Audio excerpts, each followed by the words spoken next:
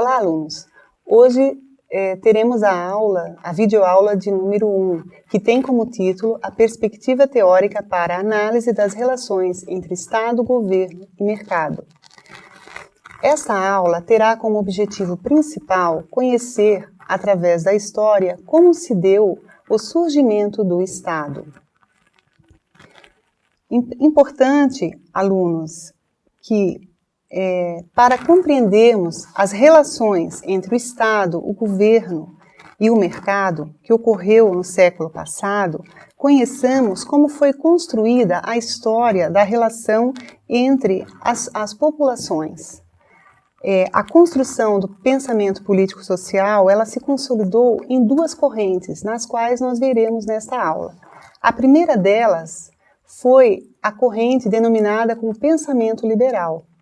Essa corrente, ela aconteceu entre o século XVII e XVIII, e ela foi caracterizada como justnaturalismo.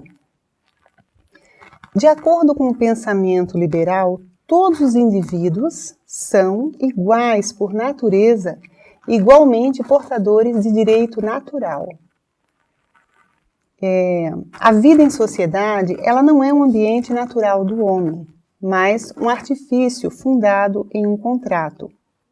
Filósofos que defendiam essa corrente: Thomas Hobbes, John Locke, Charles Lewis e Jean-Jacques Rousseau.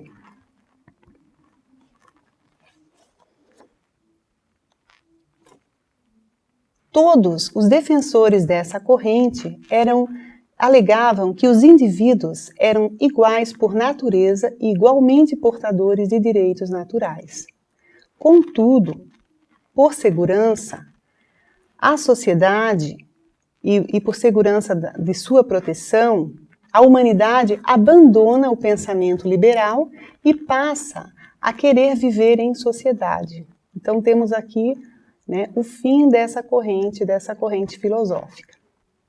Entra, então, a segunda corrente filosófica da qual eu mencionei no início da aula, que é o pensamento marxista, que acontece por volta do final do século XIX e início do século XX. O pensamento marxista, ele é oposto ao liberalismo, e ele faz uma profunda crítica à sociedade e à economia capitalista. Ele é um pensamento mais preciso e gira em torno da teoria de Karl Marx. Segundo Karl Marx, o que influenciava a história da humanidade era a questão das relações entre as classes trabalhadoras. Na teoria de Marx, ainda, a classe dominada seria a razão pela qual surge o Estado. Então, segundo Karl Marx, o conceito-chave do pensamento marxista seria definido pela inserção do processo produtivo resultante da divisão social do trabalho. Para Karl Marx, a divisão social do trabalho era denominada como modo de produção. O modo de produção presente entre as classes sociais, em cada período da história, ele resulta da combinação de dois fatores, dos quais as forças produtivas, sendo essas forças produtivas o trabalho humano, os meios de produção, como a terra, as máquinas, os equipamentos, as tecnologias que eram empregadas para essa produção e ainda as relações de produção, que eram, assim, estabelecidas entre as diferentes classes sociais. O modo de produção capitalista propriamente dito, ele envolve as sociedades industriais, que nós temos até hoje no nosso próprio país, no nosso Brasil, sendo a burguesia e o proletariado.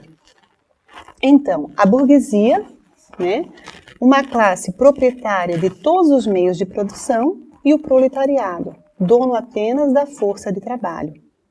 Então, nesse sistema, os trabalhadores, formalmente livres, vendem voluntariamente a sua força de trabalho para a indústria de burgueses e, em troca, recebem salários.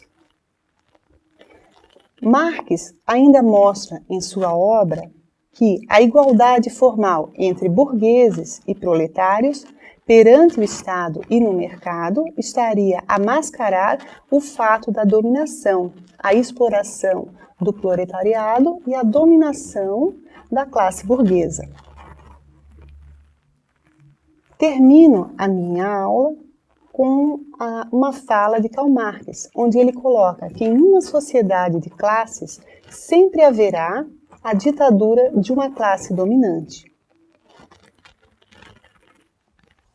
Para Marx, todo governo em uma sociedade de classes será sempre uma ditadura de classe dominante, enquanto que no capitalismo se viverá uma ditadura de burguesia, no socialismo haverá uma ditadura de proletariado.